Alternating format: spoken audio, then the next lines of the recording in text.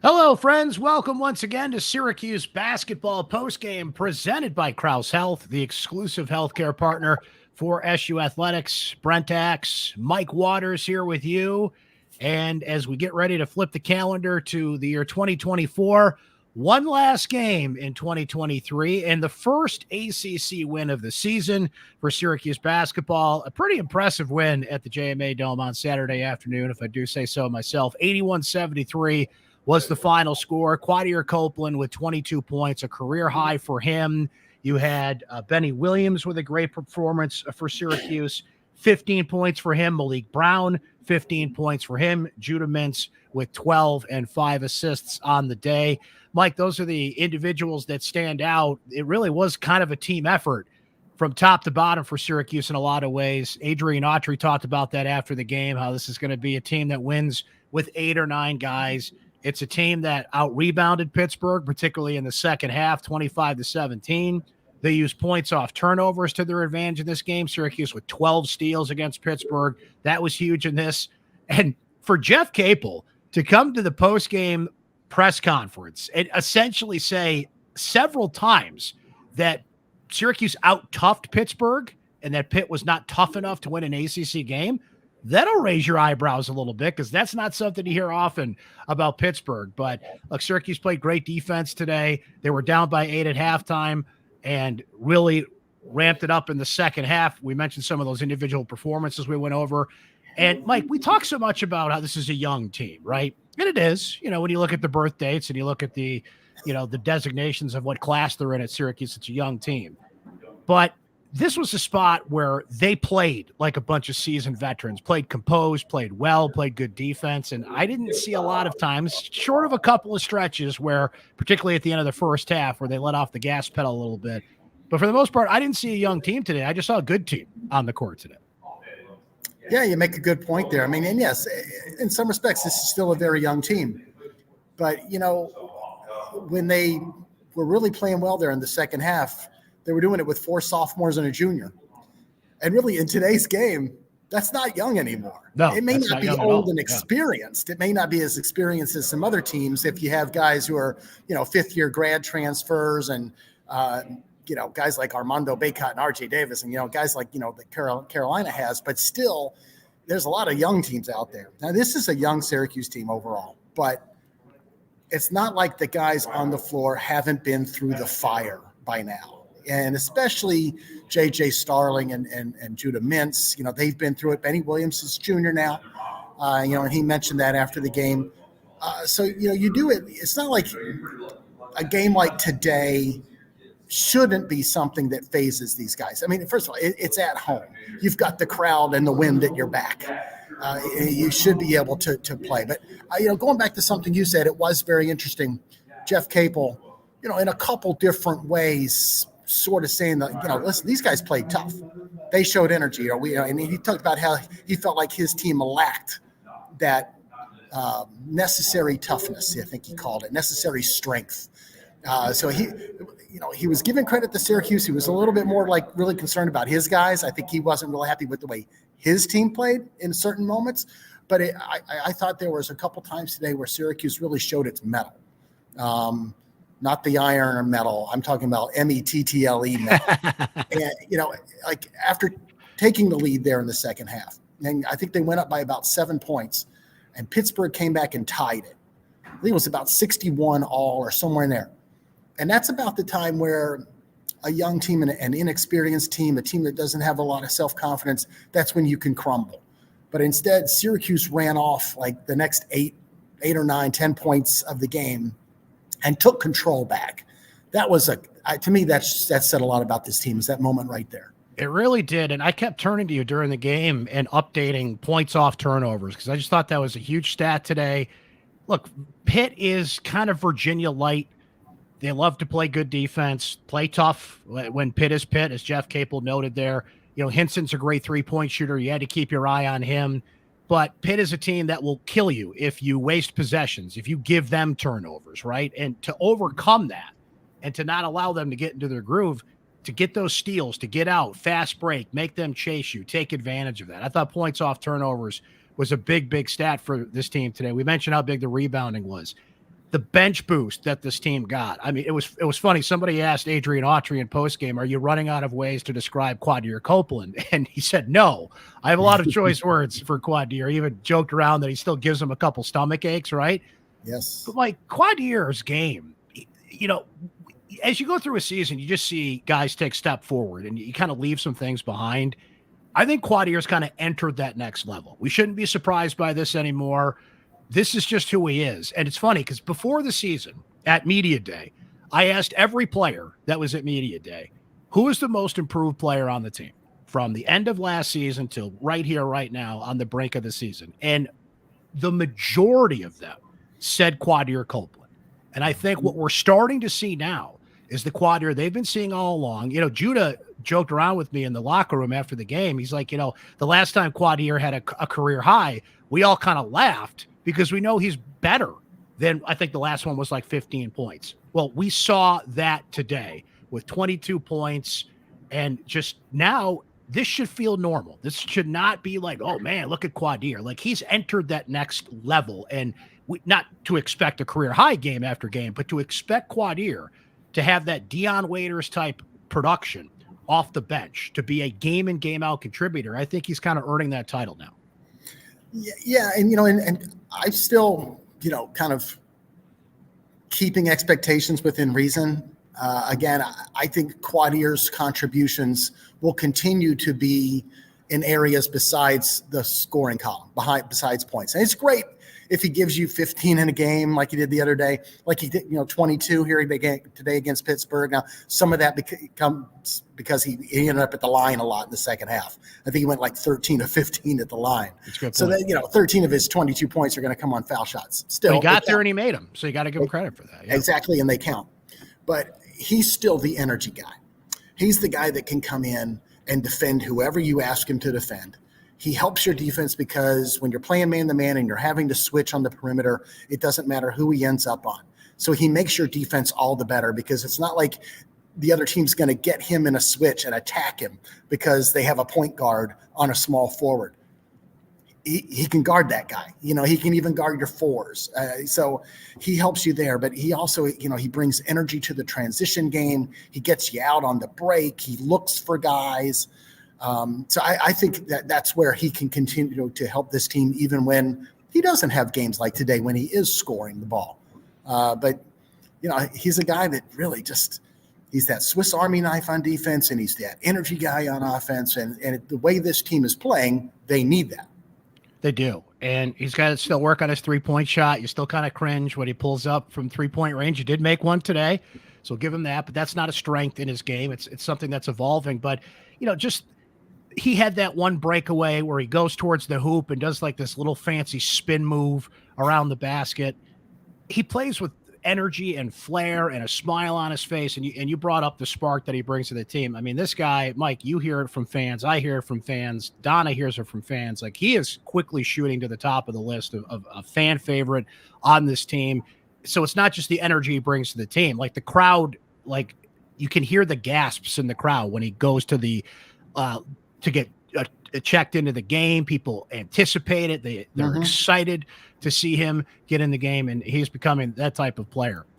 Benny Williams today, Mike, and not to beat a dead horse, but you and I on these post-game shows have been saying, look, guys, they're going to need Benny Williams, okay? As long as what he was doing wasn't completely, egregious. It wasn't something that would be like, oh, you can't be on the team, right? As long as it was a violation of team rules within reason, which from everything we've heard it was, then you had to keep him around and you had to ride it out. We have started to see that. And this was another example of it today. I'm going to use that word we use with Quadir, energy. Coach Autry in the postgame was really impressed with how Benny rebounded today. Not that Benny can't score. We mentioned he had 15 points in this game. But it's all those things, the grinding, the energy, the hustle. His defense was good. His rebounding was good. He brings an element to this team, not just as the elder statesman, if you will, as a junior, but his game in particular, that I just don't think, not that Justin Taylor doesn't have a role on this team, but it's just better in some ways, in a particular lineup, in a particular stretch of the game, right? And when Benny is on, and as he has been for the past few weeks, and has recommitted himself, and somebody that's locked in, we're starting to see why time after time, you and I said, and a number of people said, they're going to need him. You know, these games get tough. They get nimble. It's a possession here. It's a possession there. And today was the type of day that Benny Williams made a huge difference. And Mike, I want you to comment on this too. This was one of the first times we actually got to talk to Benny in the locker room after the game. That has not been a regular occurrence this season. No, it hasn't. And you could really tell after a few games, the Oregon game out in South Dakota, those of us who were out there, he declined to talk then. He declined to talk after the Niagara game. And those were games where we were starting to see Benny contribute a little bit. He was having some good games. There were positives there. And, you want to talk to him, and he was really declining. I think he was still trying to, get past some of the early season stuff, suspensions and benchings or whatever. Today, there was no avoiding it. I mean, you played too well. Yeah, good problem to have. Yeah, played just too darn good. And so he sat down and he talked with a bunch of us, and he was great. Fairly open, more or less about, all the ups and downs that he'd gone through so far this season. And I tell you what, man, you look at his line, the 15 points, 7 boards.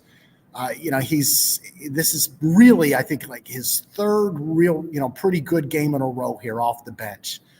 And, you mentioned the rebounding. I look at what he helps them do on defense, because you're running these games where the other team has a big forward, a taller guy, but he's athletic. And, Justin Taylor's a little bit outsized at power forward against some guys. He's 6'6".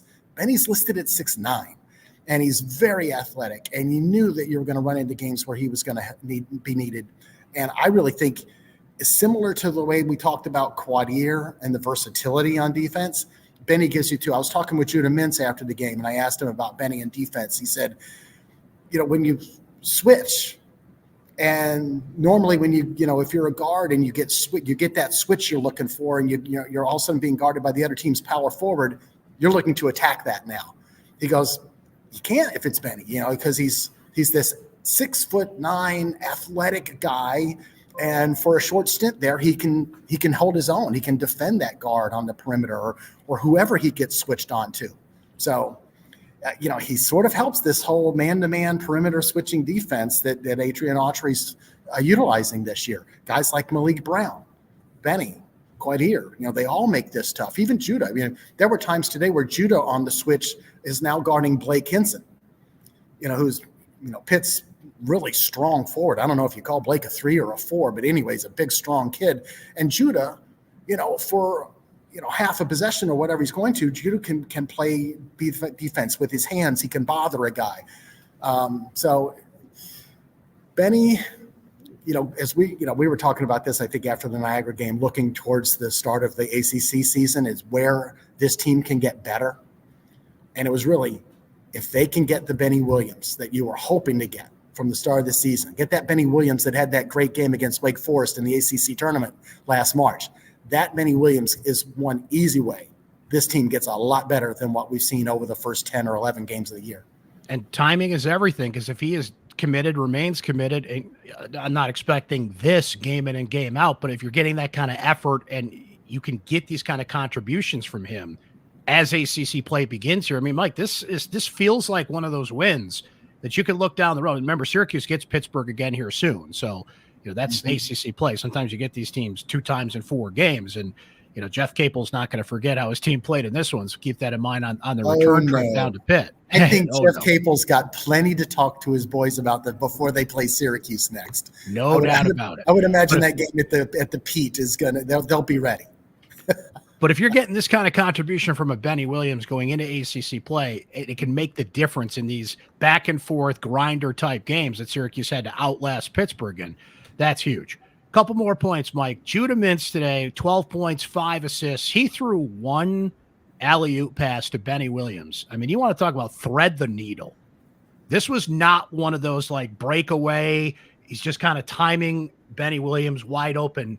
He went right through the Pittsburgh defense on this particular play, and it's those plays that show you, okay, I get it. There are parts of Judah's game I don't get when it comes to the next level. I still think there's some work to be done in a number of ways there, but he makes a play like that, and I'm like, I get it. I understand where it comes from here. And another notable thing about Judah's game today, Mike, just 3 of 5 at the free throw line. This wasn't one of those Judah getting to the free throw line 14, 15 times type of game. Quadir did, as we mentioned, but I was, sometimes Judah just knows, okay, I'm the point guard today. I'll score when I need to. I'll make those passes. I'll make those plays. And today was one of those days where you had Judah the point guard and not Judah the offensive-minded point guard.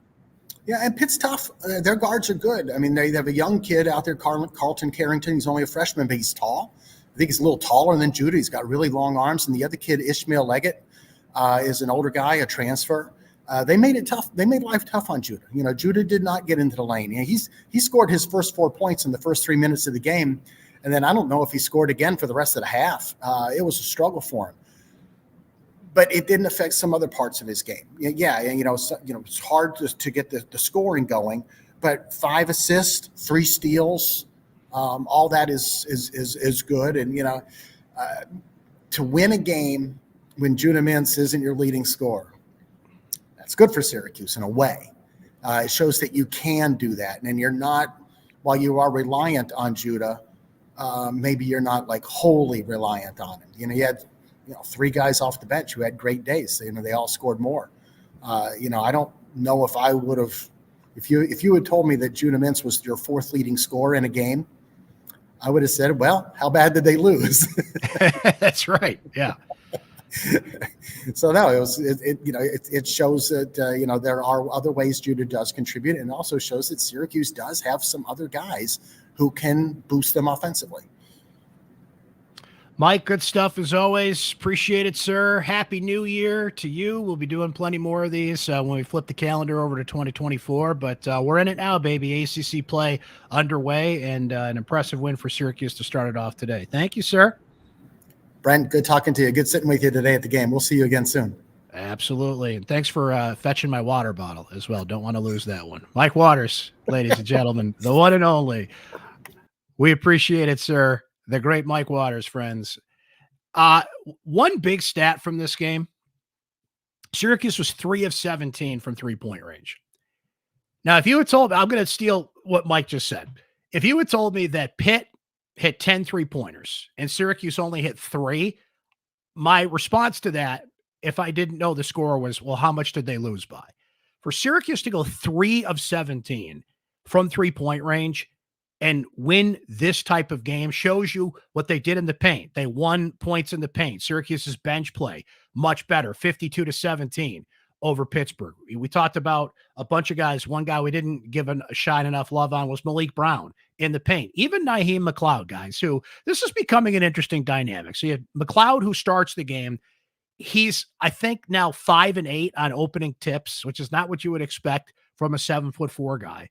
He does struggle. He does get pushed around for a guy who's 7'4". He's not quick enough, but yet he had 4 blocks, right? So he did give you something in this game. But what we're seeing is a dynamic where Naheem will start. He'll play. What did he play today here? So he had just under 9 minutes in this game. And then Malik's essentially getting the baton and taking over and taking you home, right? As he did today. And we saw the result of that. You have to play Malik Brown. This dynamic's working right now. It's a different type of thing. You got a 7'4" Naheem McLeod, which you have to put in the game. Pitt had Guillermo Diaz-Graham in this game, 7-footer. So you needed a 7-footer on a 7-footer, and Graham even stepped back and hit a couple of threes, right? So Naheem has a role. It's just probably not as big of a role as people would anticipate, but when you have Malik Brown stepping up, that's huge. So those two things also were big in this game. You know who I want to hear from? Our Syracuse Sports Insiders. And really appreciate the support we've had from our Syracuse Sports Insiders. You should become one today. All you have to do to become a Syracuse Sports Insider, friends, it is so easy. Just text the word orange to 315-847-3895. If you're not familiar with what the Syracuse Sports Insider text line is, so you text me, I text you, right? This is not a group chat. You text me directly. You can text me anytime. You get breaking news first. We have broken a number of stories that our Syracuse Sports Insiders heard first. The stories that I broke that Fran Brown was finalizing a contract to become the next head football coach at Syracuse, that Kyle McCord had signed on as a transfer from Ohio State to Syracuse. couple other tidbits that our Syracuse Sports Insiders either got first or in some cases got exclusively. You could try it free for 14 days. It's just $3.99 a month after that, and cannot wait to carry this into the new year. It's been a great experience. We've only been doing it here at the end of 2023, but only going to get bigger and better in 2024. And one big thing that our Syracuse Sports Insiders get is priority on this podcast to get their voice heard. So let's go through some of your great texts that we got during the Syracuse-Pittsburgh game today. Starting off with Don P., who says, if we're not hitting threes, this is easily our best lineup. Mintz, Starling, Q, Brown, and Benny, which Kate also noted, by the way. And that is a lineup that Syracuse leaned on and was very successful in this game. Benny, Quadir, JJ, Judah, and Malik. You know, JJ didn't have a huge game statistically. When you look at the box score, JJ had, just looking at it here, 9 points and a couple of rebounds. He had 3 assists in this game, but he had a huge drive right past the Pitt defense. He hit a big three, a big stop and pop three, and his 3-point shot continues to get better as the season goes along. It's not something you rely on. It's not huge. Again, for this team to only hit 3 threes in this game to Pitt's 10, and they still come away with it, is really interesting to me. But it's quality over quantity. Syracuse is hitting threes when they need to, and JJ had a big one in this one. Mark in San Diego, who was sending me pictures from the beach today on our Syracuse Sports Insider text line. Thanks for that, Mark, I think, as I walked to the dome with snowflakes falling on my head. You know who's having a great day? Coach Autry. I think this is his best coaching game so far. A number of you texted that over that you really liked how Coach Autry mixed up the lineup, coached this game, went with certain things.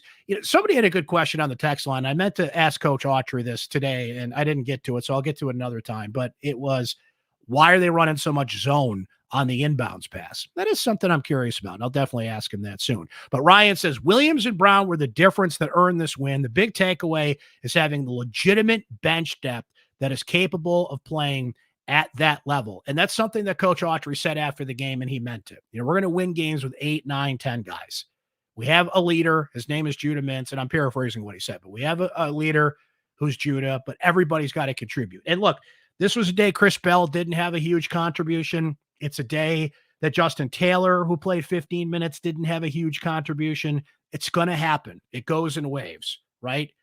Benny was just the better guy today. You had to put Benny in that spot, that lineup that a couple of you noted on the texts, right? Justin Taylor is going to have a role on this team, and he's going to have important games. Speaking of 3-point shooting, you're going to need to hit 3-point shots to beat certain teams. That's where he rises to the top of the list. Benny just does certain things better. He's bigger, can guard guys, can rebound better in certain instances. But I've seen enough from Justin Taylor that he's going to have a role on this team. Chris Bell was just kind of the odd man out too, but you go with the hot hand and that hot lineup that was out there for sure. As Mike says, I thought a very solid team effort. We'd like to see us work through the picks and screens a little better, leaving too many guys open for 3-point shots or easy drives to the basket. Yeah, there's definitely been some leaks defensively, and Autry brought it up in the postgame press conference. There's something about the last 2 minutes of not just the half. I saw it a little bit at the end of the game too, where this team just kind of loses itself, right? And sometimes they get caught in the transition between zone and man, not just on the inbounds passes, on those rare occasions where we see the zone these days. This is where that young team element comes in. I think this team is growing up, and I just think it's a team.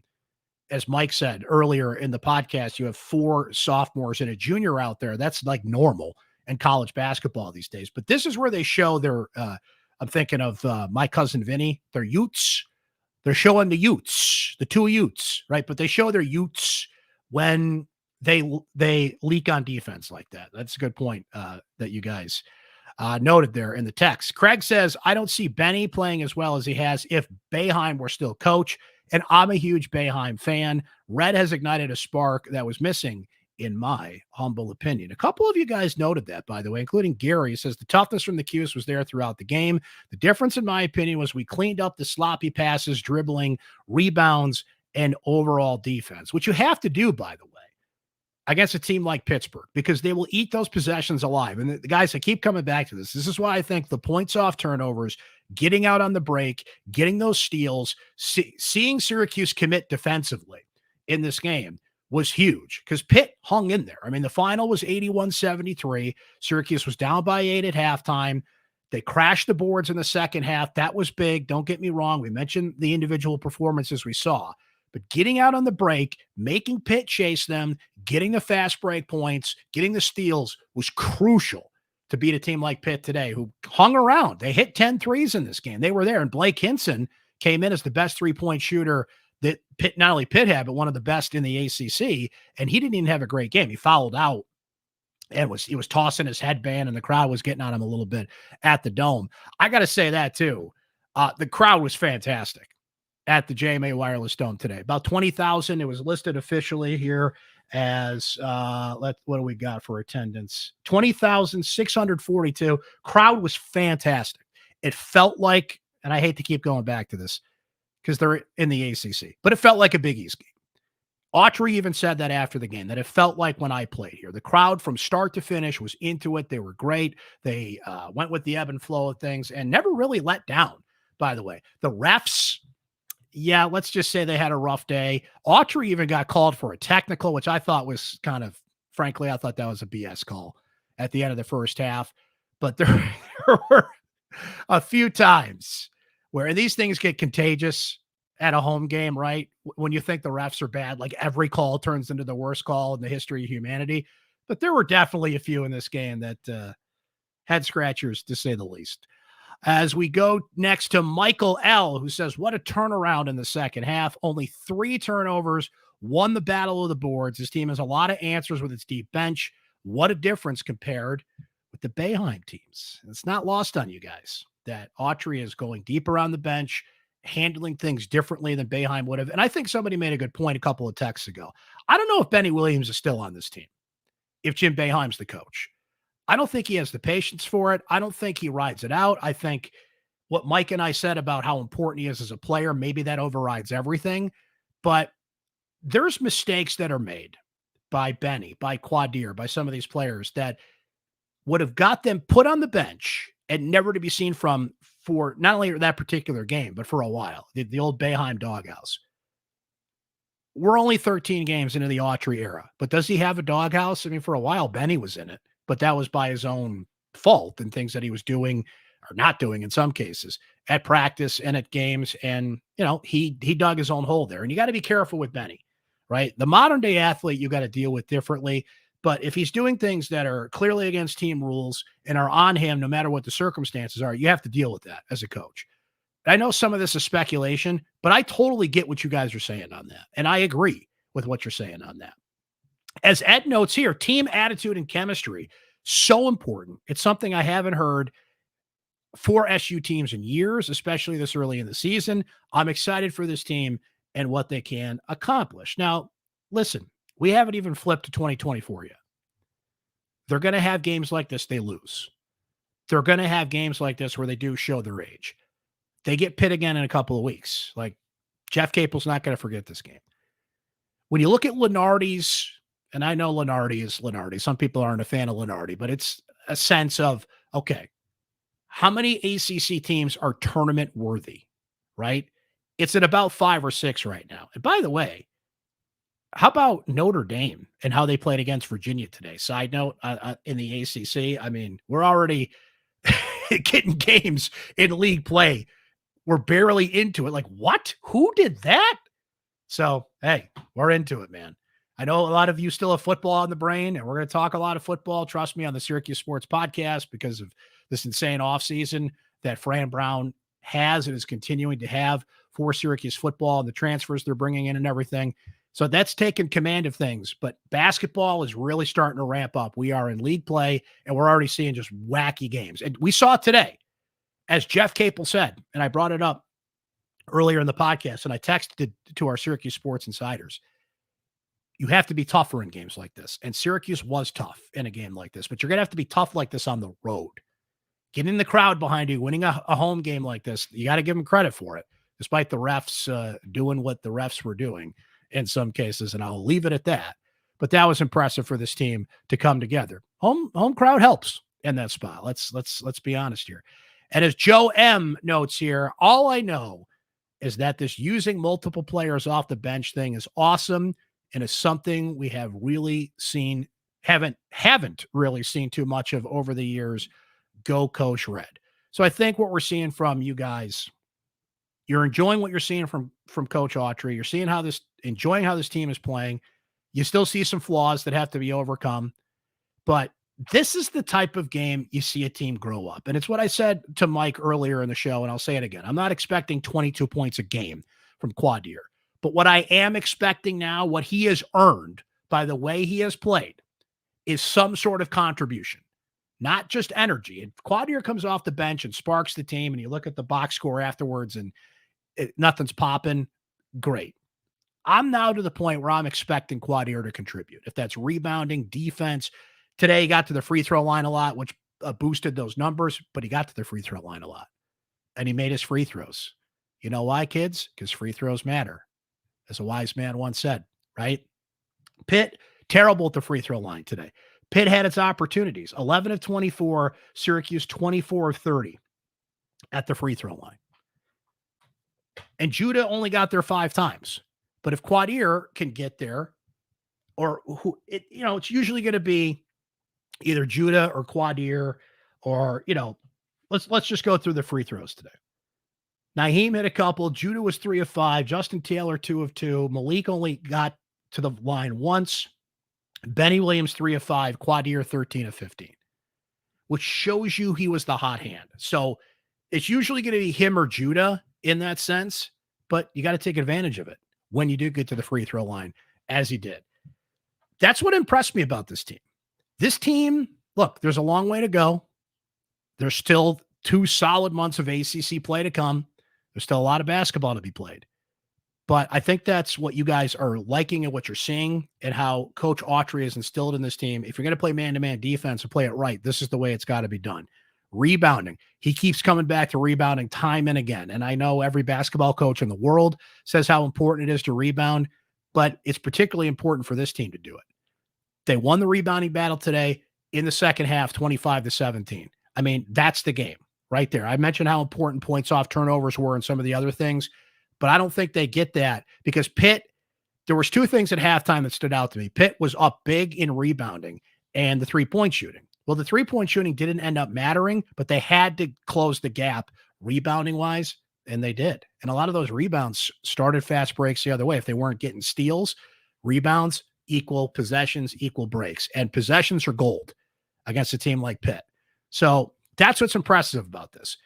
There were a lot of highlights. There were a lot of great dunks. There were a lot of great offensive plays. It's good to see this team play at pace again. This is a fun team to watch.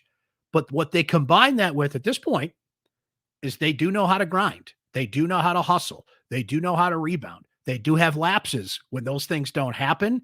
And this was, frankly, guys, this was a world of difference between this game and the Niagara game.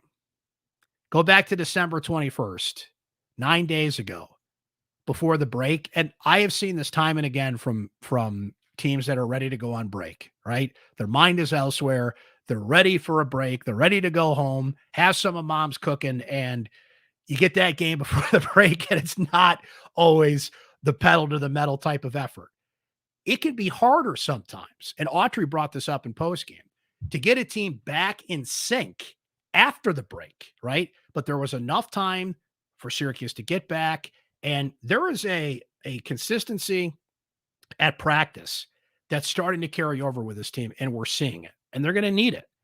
They're going to need it to beat Pitt's a good team. Don't get me wrong, but they're going to need it to beat the top level teams that when you look at the end of the road, you're going to need wins over. That's the difference between being a bubble team and an NCAA tournament team.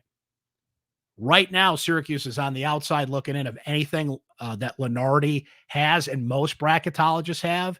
You keep piling up wins like this. And Syracuse's next game at Duke, Tuesday night, guys. Right into it. You want to talk about a test for a team like this that's starting to feel it a little bit. It's coming in their own in a lot of positive ways, as we're noted. Okay. Game on at Duke. Only matchup with Duke, by the way, this season. That's when we'll be with you again for postgame, by the way, guys. That's a 9:00 tip on Tuesday night. So we're looking forward to that. That'll be our first show of 2024. And while we're here wrapping up things for this edition of Syracuse Basketball Postgame, let me say Happy New Year to everybody out there. Hope 2024 is a spectacular year. It's certainly going to be interesting with the football news that just keeps coming, with how this basketball team develops and all the other things that will come our way. I wrote a column about this, and I hope you guys can check it out. But 2023, I mean, there is one word that comes to mind for the Syracuse sports scene in 2023. And if that word isn't change, I don't know what to tell you. The change from Boeheim to Autry, the change from Babers to Fran Brown. There were changes all around in the Syracuse sports scene. Look beyond SU athletics, right? Ben Grew let go as the Syracuse Crunch head coach. And I could go through all of them. I don't want to give away the whole column, so I want you guys to read that. But 2023 was a year of change. What will 2024 bring? These years don't always have consistent themes to them, but 2023, there is no doubt what the theme of this year was. Let's see what the theme is for next year. And that's when we'll meet again here on Syracuse Basketball Postgame. So come on by Tuesday night. If you do miss it, please subscribe on Spotify, on Apple, on YouTube, so you can watch this postgame show and the Syracuse Sports Podcast whenever you want. Become a Syracuse Sports Insider. Get all the insights, breaking news first. Any questions you want to ask me anytime. Having a lot of great back and forths with our Syracuse Sports Insiders. Shout out to a couple of you that I met at the Dome today. Our guy Jeff from Twitter, one of our big Syracuse Sports Insiders, and got to hang with Jeff for a little bit before the game. A lot of fun chatting with him, and it's always fun to chat with you guys in real life, as they say, not just on the text. But become a Syracuse Sports Insider today. 315-847-3895. Just text the word orange to that number. It's a 2-week free trial. Try it out for a couple of weeks. It's just $3.99 a month after that, and we'll keep it going in 2024. For now, the Orange take down Pitt, 81-73. They're now 10-3. First ACC win of the season. They're 1-1 in ACC play overall. This has been Syracuse Basketball Postgame, presented by Krause Health, the exclusive healthcare partner for SU Athletics. You guys have a great rest of your weekend, and we'll talk to you next time here on Syracuse Basketball Postgame and the Syracuse Sports Podcast.